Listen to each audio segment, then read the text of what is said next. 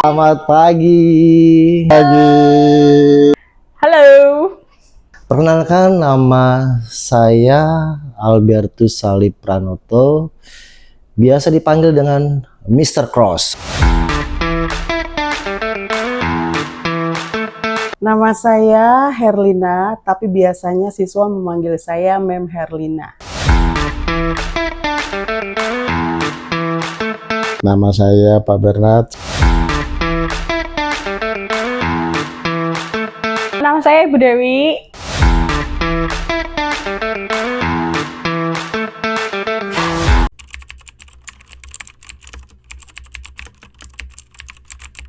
Kalau menjadi seorang guru, saya mulai dari tahun 2007 sampai sekarang. Sekitar 18 tahun. Kurang lebih ini masuk tahun ke 11. Saya dari tahun 1996, kurang lebih 29 tahun lah. Lama ya? Saya sudah 20 tahun di sini dan tidak pernah pindah tempat gitu. Artinya kalau saya ketemu alumni selalu ditanya, masih di Antonius ya Pak? Ya masih. Gitu. Saya termasuk orang yang sebenarnya tidak terlalu suka untuk pindah-pindah karena saya harus menyesuaikan lagi dari awal tuh nggak gampang buat saya gitu. Jadi ya sudah, apa yang ada di sini ya udah saya di sini saja. Teman seangkatan saya itu masuk di yayasan ini tinggal 2 orang dari 7 orang, yang 5-nya udah nggak tahu di mana.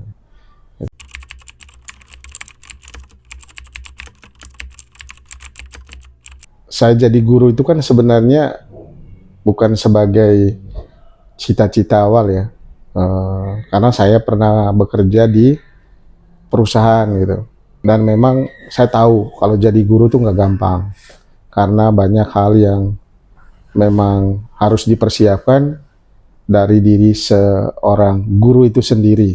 Karena ini mendidik anak, jadi ini tidak gampang gitu. Kalau ditanya kenapa pilih profesi guru, jelas bukan profesi yang saya impikan dari awal.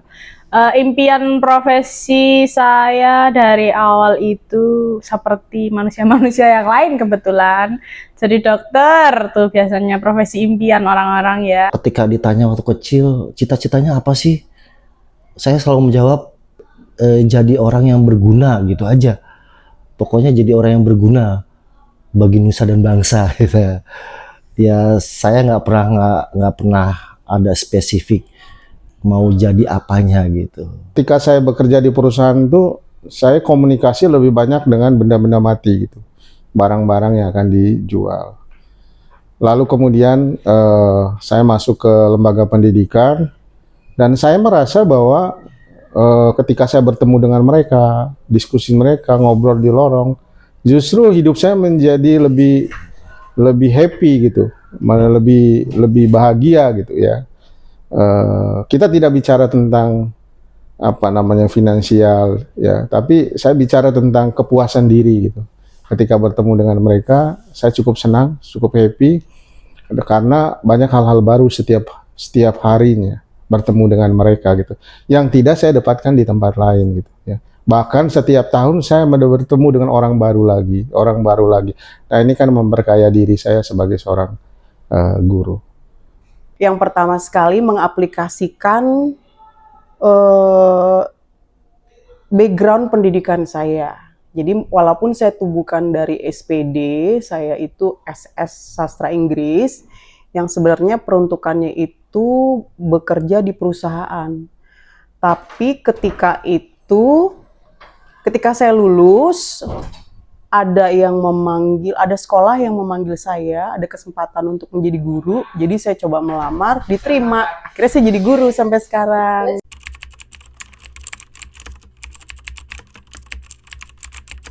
Kalau boleh jujur, dulu saya pertama kali ngajar tuh anak SD sebetulnya, bukan anak SMA. Karena saya masih kuliah dan sudah mulai mengajar, rambut saya pernah gondrong. Ya, beda dengan sekarang memang.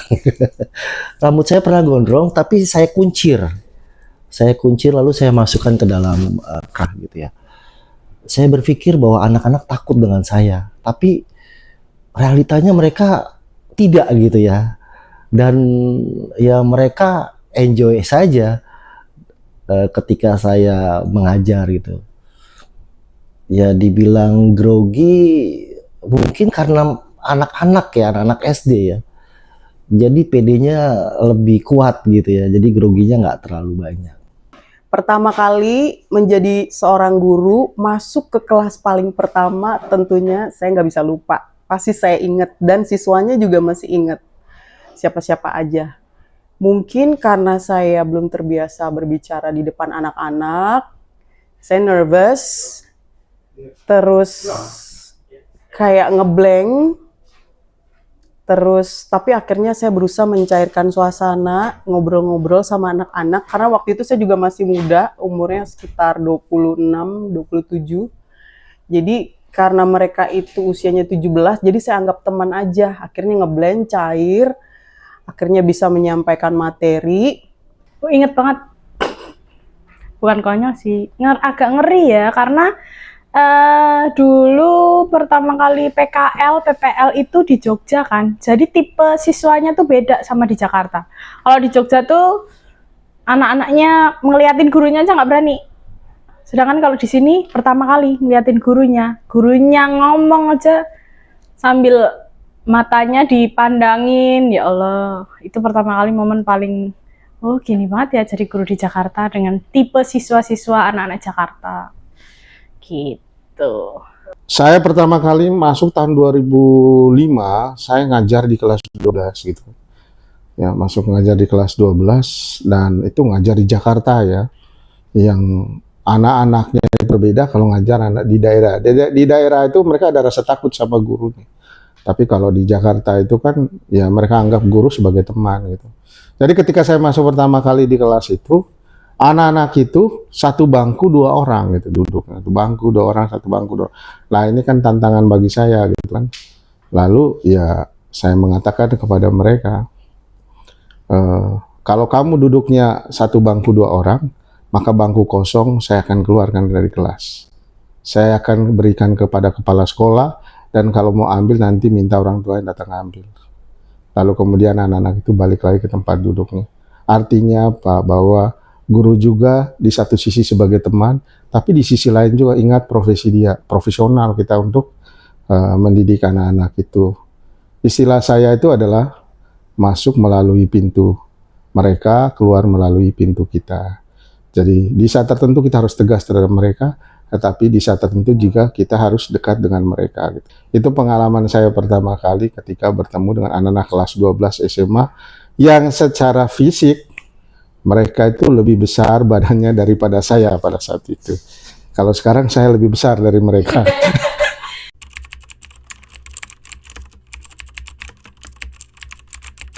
Jadi apa ya? Kalau nggak jadi guru, dulu selain jadi dokter, cita-cita saya jadi pegawai di perusahaan, bekerja di belakang meja, nggak ketemu sama banyak orang. Nah itu cita-citanya dulu, salah duanya selain jadi dokter itu bekerja di belakang meja di kantor, jadi orang kantor. Kalau saya tidak jadi guru, mungkin sekarang saya udah jadi manajer atau malah direktur kan gitu di perusahaan itu. Jadi apa ya? Mungkin artis kali ya. Saya memang dulu pernah apa ya? Kalau pernah juga ikut apa ya, syuting film pendidikan lah. Zaman dulu tuh ada TPI gitu ya, Televisi Pendidikan Indonesia gitu kan. Sempet syuting lah untuk pembelajaran istilahnya. Ya mungkin ya jadi artis. Jadi lawyer. Saya pastinya cita-cita saya sebenarnya jadi pengacara, jadi lawyer. Cuman waktu itu saya mau milih masuk ke fakultas hukum, tidak diizinkan sama orang tua. Karena menurut papa saya waktu itu kalau masuk fakultas hukum, itu akan banyak pasal-pasal yang bukunya tebel-tebel, nanti saya pusing, katanya gitu alasannya.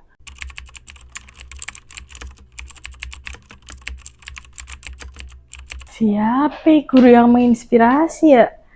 Guru yang pertama tuh guru bahasa Inggris saya. Tapi guru bahasa Inggris saya itu galak banget. Kalau saya masuk ke kelasnya mencekam, horor. Saya tuh stres kalau dia masuk ke kelas. Jadinya saya tuh nggak nyaman.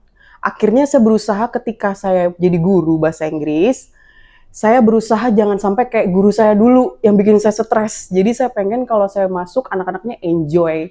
Saya juga pengennya anak-anak nyaman, ilmunya dapet. Kayaknya malah nggak ada guru yang menginspirasi. Justru malah bukan ketika sekolah, saya terinspirasi guru itu malah justru ketika sudah di Antonius. Saya terinspirasi dengan salah satu guru, dulu namanya Bu Sekar. Saya nggak tahu ya, Bu Sekar tuh karena sudah saking pengalamannya jadi guru bertahun-tahun, saya terkesima dengan beliau karena dia bisa menjaga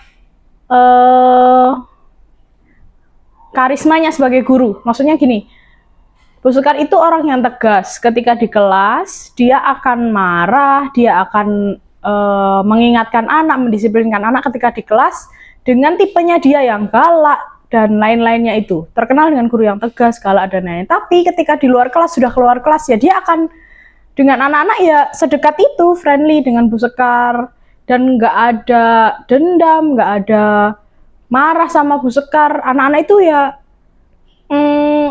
sangat dekat dengan Bu Sekar walaupun dengan tipe Bu Sekar yang tegas, galak, dan seperti itulah di dalam kelas. Justru malah ketika di Antonius saya dapat inspirasi guru gitu. Kalau di SD itu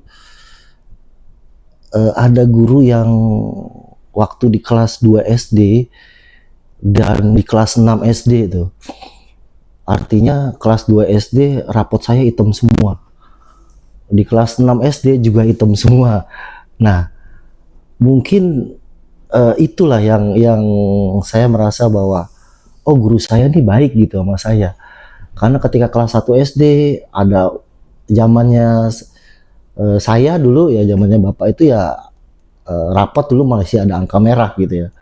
Kelas 1, kelas 3, bahkan kelas 3 itu saya di ultimatum kalau dalam satu caturulan, dulu caturulan, itu kalau nggak belajar serius, saya bisa diturunkan kembali. Dulu ada istilah di kelas berikutnya tuh percobaan, lalu diturunkan kembali di kelas bawahnya. Wah itu cukup menakutkan gitu ya kan. Dan mungkin guru-guru SD yang lebih terinspirasi dibandingkan dengan guru SMP dan SMA ya. Satu lagi guru matematika. Kalau yang tadi saya itu nakutin, makanya saya ingat. Yang satu lagi saya terinspirasi sebenarnya sama guru matematika saya, namanya Ibu Dwi. Sampai sekarang saya ingat. Jadi dia nggak hanya pintar mengajarkan matematika, tapi dia di sela-selanya sharing kehidupan. Jadi dia sering curhat ke kita masalah kehidupannya dia. Saya jadi apa ya? Ini guru bijaksana banget gitu. Jadi kita jadi banyak masukan dari dia mengenai kehidupan. Jadi saya senang sama guru yang bercerita gitu. Jadi nggak hanya ngajar doang, tapi sekitar 10-15 menit dia ada cerita tentang kehidupannya sehingga saya banyak dapat masukan gitu. Paling inspirasi saya itu guru saya, kakak sepupu saya dulu, guru bahasa Indonesia ya. Waktu itu dia ngajar kami yang sebelumnya kan nggak ada TK gitu ya. Saya nggak masuk TK, jadi kita masuk itu udah kelas 1 harus belajar membaca. Dan dengan berbagai macam cara supaya orang bisa paham, bisa membaca itu ada banyak alat peraga yang dia gunakan di dalam kelas itu. Bahkan ditempelin di tembok-tembok itu. Supaya anak itu setiap saat itu bisa belajar mandiri gitu. Nah, ini yang menginspirasi saya. Ternyata bahwa dari apa namanya cara dia ya, itu yang saya gunakan juga sampai saat ini gitu. Bahwa ada banyak hal yang harus kita jelaskan ke anak dengan media atau alat peraga yang memudahkannya, karena masing-masing orang itu beda-beda penangkapannya, ada yang cepat, ada yang lambat. Jadi kita juga sebagai guru harus tahu gini, kalau anak ini yang cepat mungkin gampang ya, tapi kalau anak yang lambat berarti ada cara-cara lain. Nah, memang pada zaman saya dulu itu kalau yang lambat dimarahin terus sama gurunya gitu ya. Karena ini kamu ini. Tapi dengan telaten dia. Target dia harus semua bisa harus naik ke kelas 2, semua harus bisa baca kan begitu.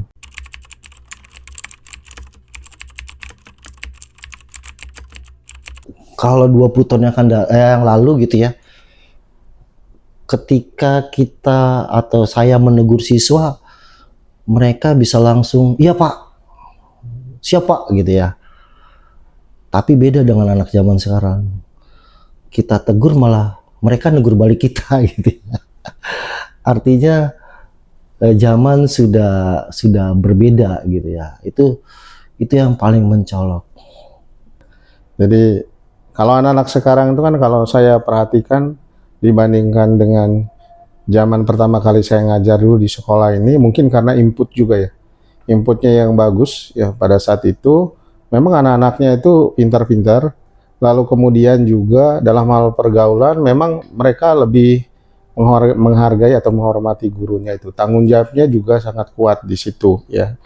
Tapi kalau dibandingkan dengan anak-anak sekarang, pertama yang saya soroti itu adalah terkait tanggung jawab ya. Dan tanggung jawab mereka itu agak berkurang gitu ya. Kemudian juga soal kalau saya ketemu mereka juga di jalan kalau saya tidak ngajar mereka seolah-olah bukan guru mereka gitu. Jadi nggak ada selamat pagi atau sapaan-sapaan seperti itu. Kadang-kadang ada beberapa anak ya udah lewat-lewat saja kan begitu. Karena saya tidak mengajar mereka mungkin berpikirnya begitu. Tapi kalau yang dulu kan siapapun itu gitu, mau ngajar tidak ngajar semuanya disapa kan. Ketika saya marah dengan emosi, suara keras, nampar, mukul gitu ya. Buat mereka itu kalau mereka salah ya sudah mereka terima. Ya. Tapi kalau zaman sekarang kayaknya sudah nggak bisa. Sejak ada perubahan itu ya saya harus beradaptasi dengan situasi. Mungkin bedanya dari awal ketika saya masuk sampai sekarang ya, ketemu dengan tipe anak-anak yang berbeda. Ketika awal masuk itu masih dengan siswa yang menurut saya masih hampir 11-12 dengan yang seumuran saya. Jadi udah tahu nih polanya, oh kalau gini harus kayak gini. Kalau mereka begini, kita harus begini. Kalau yang sekarang tuh kayak anaknya lebih banyak kayak kembang api gitu. Kejutannya lebih banyak. Jadi mereka akan reaksi mereka yang mereka tampilkan ke kita tuh pakai harus mikir dulu gurunya. Oh kalau anaknya gini kita ngelakuin ini marah nggak ya? Kalau anaknya gini kita ngelakuin ini reaksinya dia bakal kayak apa ya? Jadi lebih banyak ke berpikirnya karena mereka menampilkan emosi, menampilkan reaksinya ke kita itu jauh berbeda dengan anak-anak yang dulu yang bisa sudah bisa diprediksi gitu sama kita. Kalau zaman dulu guru-guru saya marah, kita nggak jadi marah, kesel, emosi, dan nggak lapor orang tua. Karena kita strong. Jadi saya terbiasa ngeliat teman-teman saya itu diajarin guru kalau teman saya nakal apa dilempar sama apusan. Sampai kena ke pipi, kadang diunyeng-unyeng pakai apusan sampai putih semua karena pakai kapur kan zaman dulu, belum ada spidol. Nah, itu tuh kita kalau kita lapor orang tua malah ditambahin. Katanya, syukurin pasti kamu nakal di sekolah. Nah kalau sekarang disindir aja udah sakit hati. Terus kalau kita ngomong apa-apa udah nyerang balik. Jadi kayak kita tuh guru beda banget sama zaman dulu ya. Guru zaman sekarang kayak misalkan cuman dicubit dikit, diingetin dikit udah lapor orang tua, malah gurunya dilaporin ke polisi. Kan kita jadi mau bergerak, mau ngomong apa, susah berekspresi, kita jadi nggak kreatif gara-gara itu. Takut nanti bermasalah, mau ngasih tugas apa, mau tugas mengeksplor tugas nanti orang tua kesel, orang tua marah, anaknya keluar, dan lain-lain. Itulah.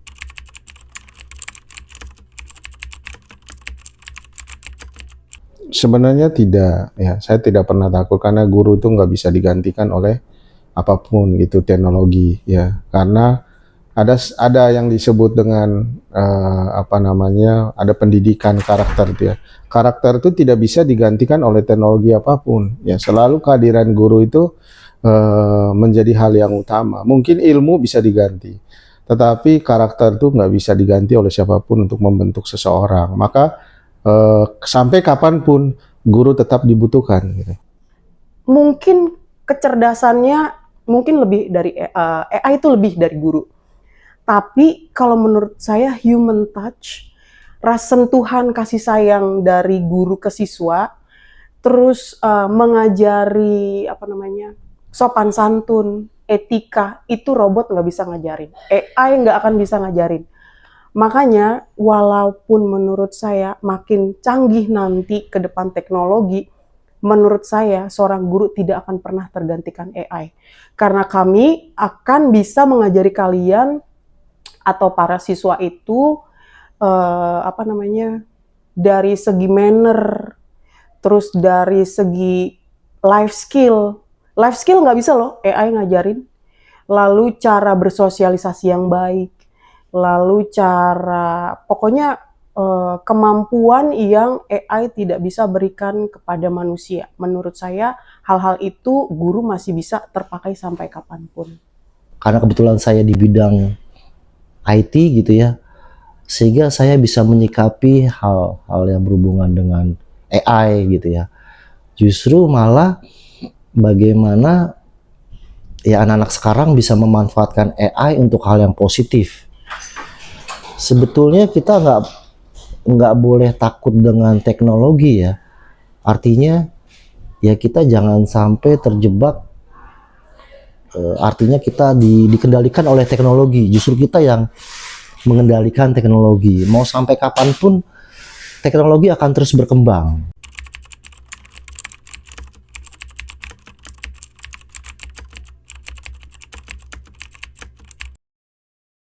Kalau saya karena kebetulan bukan mata pelajaran eksak, bukan mata pelajaran yang untuk mengejar nilai, jadi lebih banyak malah menggabungkan antara pembelajaran itu dengan apa yang mereka alami. Misalnya belum lama beberapa waktu yang ini justru malah saya berdiskusi dengan anak-anak berkaitan dengan game apa yang sedang dimainkan, terus pakai yang sekarang lagi ngetren top up itu, berapa banyak sih yang mereka keluarkan uangnya untuk main game itu, terus kalau main TikTok apa aja yang dilihat. Lebih banyak ke menggabungkan antara apa yang sekarang mereka lakukan ke pembelajaran, karena lebih banyak diskusi kalau saya, jadi malah lebih nyaman, lebih enak, jadi nggak pernah kehabisan bahan untuk diskusi di kelas. Kembali lagi sih sebenarnya ya, memang bagi seorang guru dia juga harus melihat perkembangan zaman, itu kan tantangan ya, tantangan bagi kita, maka dia harus memperbarui dirinya dalam proses pembelajarannya. Karena begini, mungkin kehadiran TikTok dan yang game online itu kan dia hanya komunikasi benda mati kan gitu. Sementara guru hadir di kelas itu kan benda hidup. Pendekatan cara kita berkomunikasi dengan anak-anak itu kan beda dengan di game online atau di TikTok itu sendiri gitu kan. Apapun yang jelas, sebagus apapun di TikTok tentang sesuatu atau materi yang diajarkan, tetap aja dia pilih gurunya. Karena apa? Dia bisa tanya kalau dia tidak mengerti. Sama TikTok jelasin searah dia. Tapi kalau di kelas kan dialogis, tergantung bagaimana pendekatan dari guru itu. Kerjaan sebagai guru, kalau menurut saya kita justru memasukkan unsur aplikasi tersebut ke dalam pembelajaran. Karena memang di dalam kelas itu saya akan melihat perbedaan anak-anak yang masih tetap berkonsentrasi sama anak-anak yang sudah kecanduan sama aplikasi tersebut. Jadi kalau guru itu ngomong kayak misalkan menurut mereka nggak make sense, atau misalkan guru itu nggak menarik buat mereka, ceramah terus, tidak menggunakan media, mereka akan jenuh, lalu mereka itu condongnya jadi berisik, ngobrol sama temennya. Atau misalkan mereka tuh tidur, karena menurutnya gurunya itu membosankan. Makanya kita memasukkan unsur-unsur aplikasi kekinian dalam pembelajaran.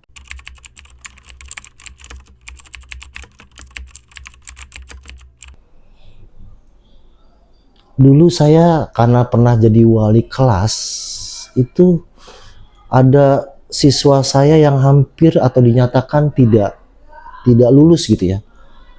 Karena atau harus dikeluarkan gitu. Harus dikeluarkan gitu. Sehingga gimana caranya sebagai wali kelas atau yang menasihati anak ini gitu dengan berbagai cara. Ini anak cowok gitu kan. Kenakalannya boleh dikatakan luar biasa gitu kan.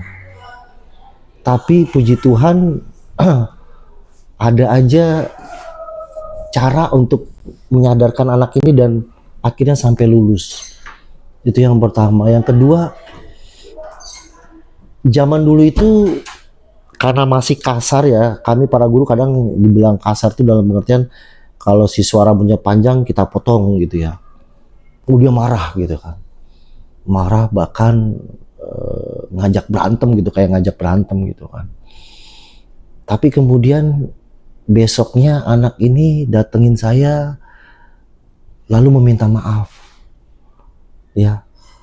Artinya kami sama-sama saling memaafkan dan buat saya itu ya cukup berkesan gitu loh, bahwa mereka mengakui kesalahan mereka dan kemudian meminta maaf gitu.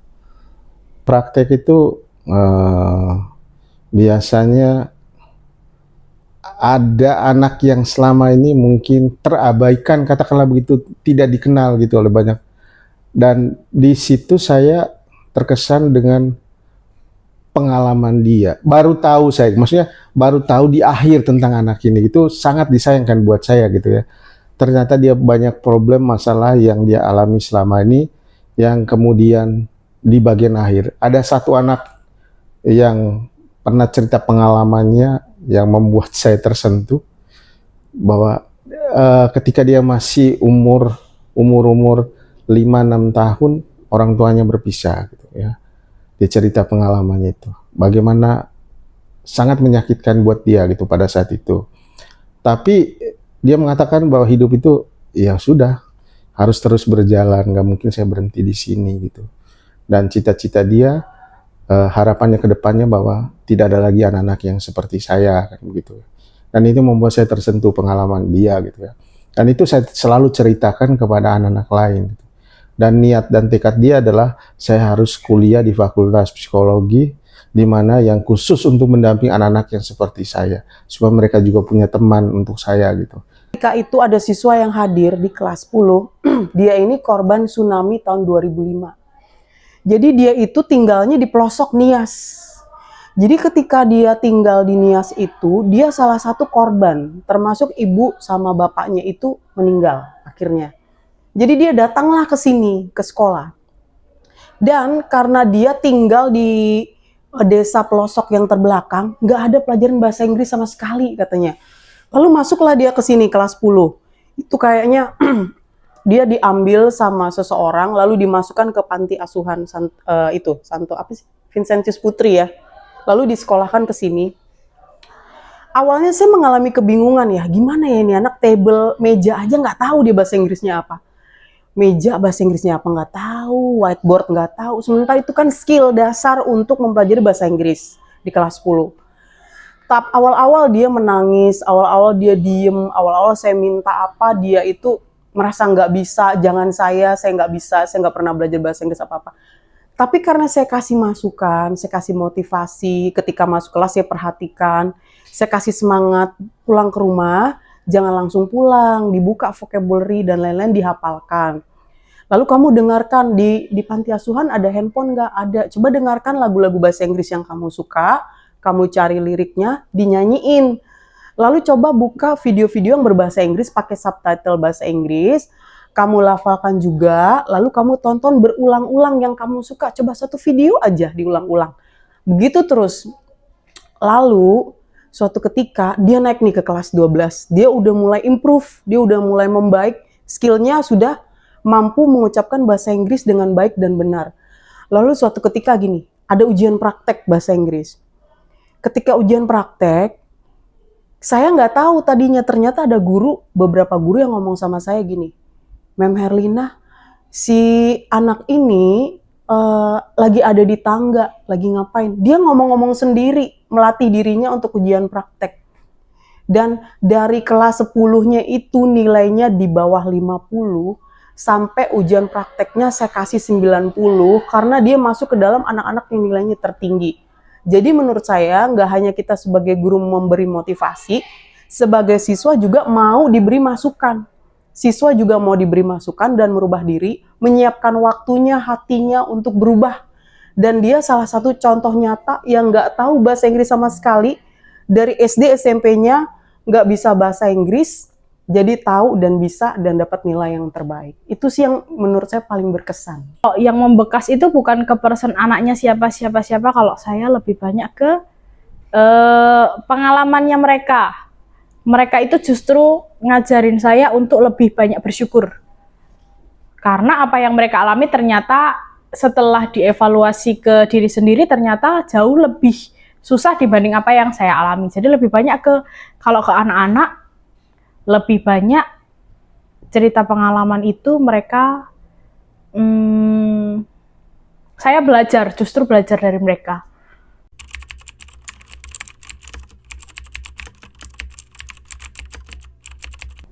Kalau kondisi yang tadi ditanyakan itu, saya kira semua orang ya mengalami hal yang sama gitu ya. Kadang-kadang ada masalah murid selalu disalahkan guru ya. Guru itu seolah-olah menjadi sumber dari segala masalah itu. Nah, kadang-kadang ada sedihnya sih. Kadang-kadang juga ada keinginan, udahlah berhenti aja jadi guru kan gitu ya.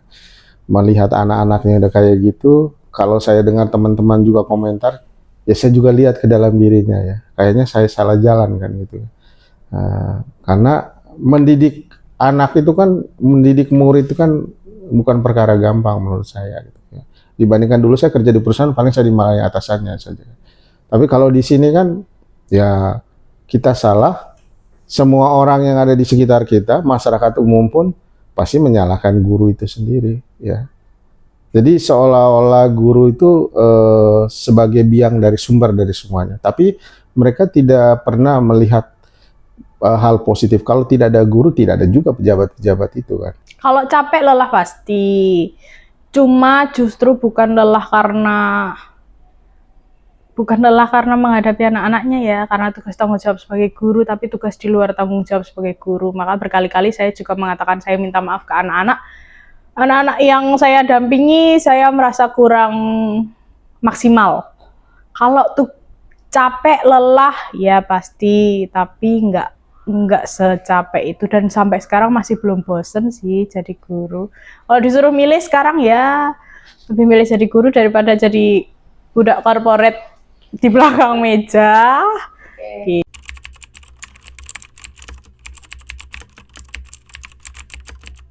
Kita marah atau kita capek, terus ya siswa sambil nyeletuk gitu ya, senyum gitu ya.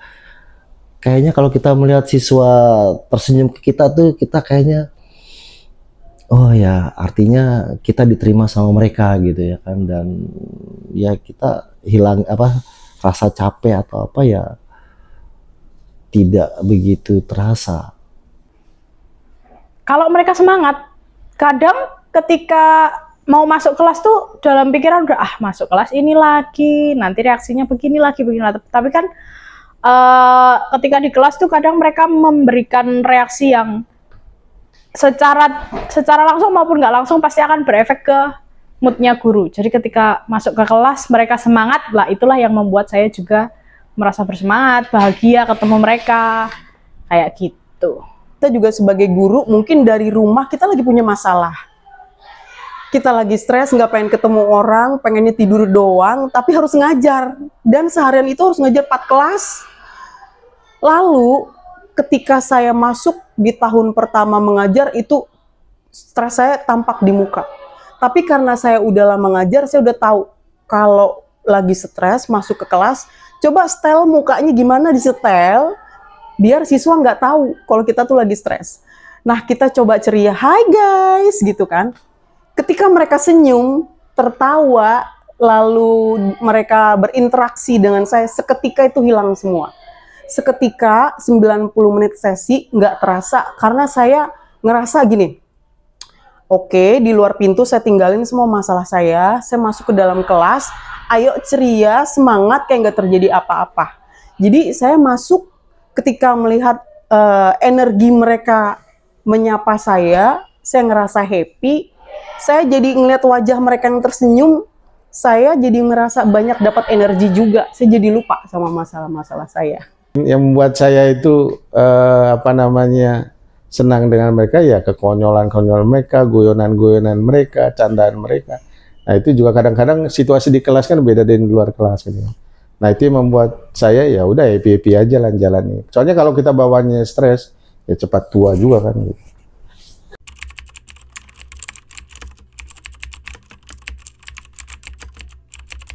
Saya merasa sudah cukup. Untuk sekarang udah merasa sudah cukup. Ya kalau mau banding-bandingin sama orang pasti nggak pernah ada cukupnya. Tapi kalau untuk sekarang dengan adanya sertifikasi buat saya cukup. Saya perbaikin pendapatan guru, gajinya dikasih tinggi. Ya kalau mau langsung kita to the point ya gaji gitu ya. Gaji guru di Indonesia ini boleh dikatakan memang rendah dibandingkan negara-negara lainnya gitu ya, negara maju gitu kan. Harusnya kita guru ya lebih tinggi gitu ya, bisa di atas 10 juta gitu per bulan. Tapi realitanya masih di bawah 10 juta.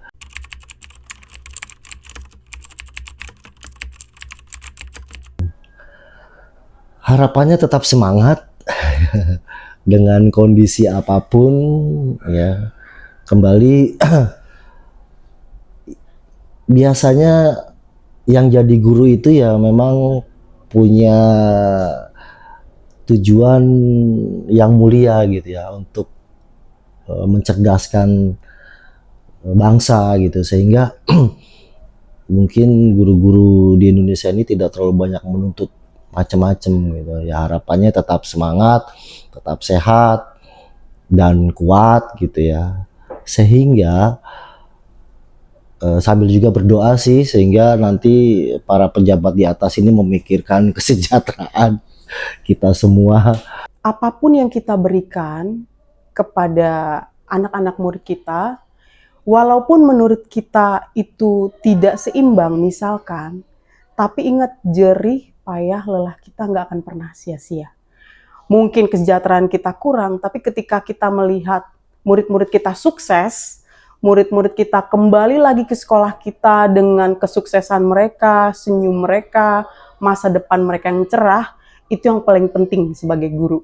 Jadi menurut saya, semua itu akan dilipat gandakan sama Tuhan. Dan menurut saya semua jerih payah yang Bapak Ibu guru lakukan itu akan berlipat-lipat lagi ketika murid-murid datang ke kita dengan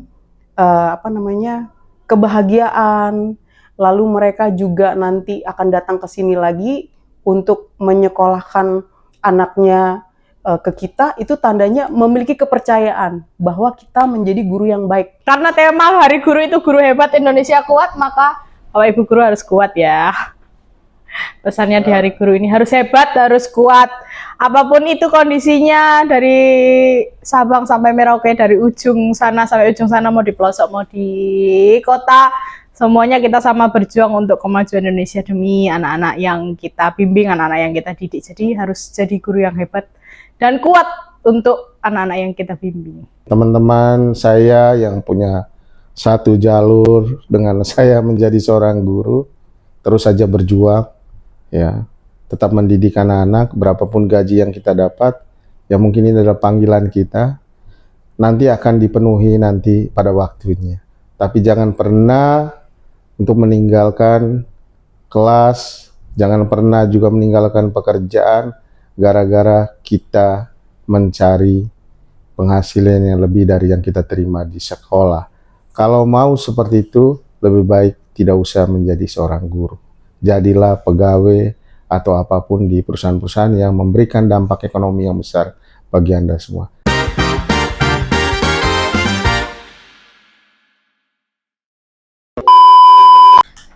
Oke, pertanyaan cepat nih Pak sebelum kita menutup bincang-bincang. Jawab dengan cepat ya Pak ya? Ya. Oke, pertanyaan pertama. Murid pintar tapi bandel atau murid sopan tapi slow learner? Murid sopan. Yang kedua kayaknya ya. Murid sopan tapi slow learner. Pintar tapi bandel, nggak apa-apa lah. Mengajar jam pertama atau mengajar jam terakhir? Mengajar jam pertama. Ajar jam pertama. Yang pertama, Mengajar jam pertama. Ujian paperless atau ujian kertas? kertas. Kalau saya. Ujian kertas. Paperless. Kertas. Dikasih kado mahal sama orang tua murid atau dikasih surat tulisan tangan tulus dari murid? Tulus dari murid, tulisan tangan tulis dari murid. Kasih surat tulisan tangan tulus dari murid. Tulisan tulus dari murid. Tulisan tangan tulus dari murid. Selamat Hari Guru untuk semua guru di Indonesia, guru-guru hebat, guru-guru kuat. Selamat Hari Guru, selamat kembali berjuang, selamat kembali membimbing putra-putri yang membanggakan untuk Indonesia. Selamat Hari Guru. Semoga para guru kuat dan hebat. Selamat Hari Guru untuk kita semua. Semoga kita di dalam prosesnya menjadi guru akan selalu menjadi guru yang kreatif, terampil, dan membuat nyaman di dalam kelas. Itu penting banget. Dan semua siswa yang kita ajarkan itu merasa happy, bahagia. Gitu aja. Selamat Hari Guru, berjuang terus, tetap semangat. Masa depan Indonesia ada di tangan para guru, bukan di tangan siapapun.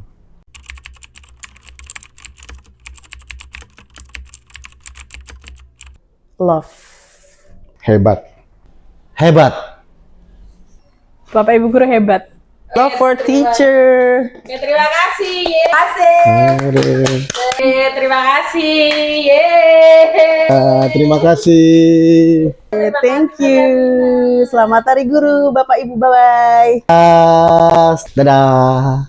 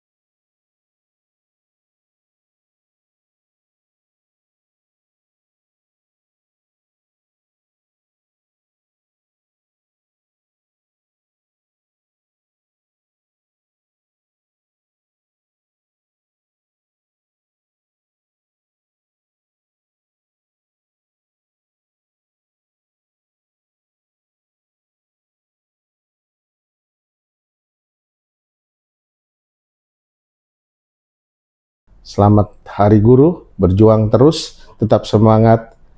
Masa depan Indonesia ada di tangan para guru, bukan di tangan siapapun. Terima kasih.